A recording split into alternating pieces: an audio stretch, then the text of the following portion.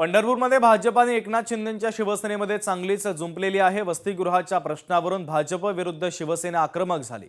शिवसेनेने मंजूर केलेल्या वसतिगृहाच्या जागेला भारतीय जनता पक्षाने विरोध केल्याने हे सगळं राजकारण या ठिकाणी उफाळून येत असल्याचं पाहायला मिळत आहे।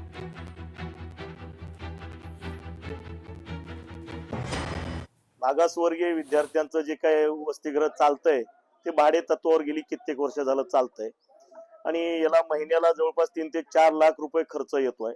असे शेकडो कोटी रुपये त्या ठिकाणी शासनाच्या आतापर्यंत या ठिकाणी खर्च झालेले आहेत। माननीय एकनाथजी शिंदे साहेब, आठवले साहेब आणि समाज कल्याण मंत्री शिरसटजी साहेब यांनी त्याला तत्वता मान्यता दिली। ती जागा मोजणी करण्यासाठी संबंधित समाज कल्याणचे अधिकारी, भूमी अभिलेखचे अधिकारी आले असता संबंधित सर्व सरपंच, काही ग्रामपंचायत सदस्य, भाजपचे पदाधिकारी यांनी त्या मोजणीदार अधिकाऱ्यांना, समाज कल्याणच्या अधिकाऱ्यांना तीव्र विरोध केला आणि त्या ठिकाणी त्यांना त्या कामकाजापासून रोखण्यात आलं।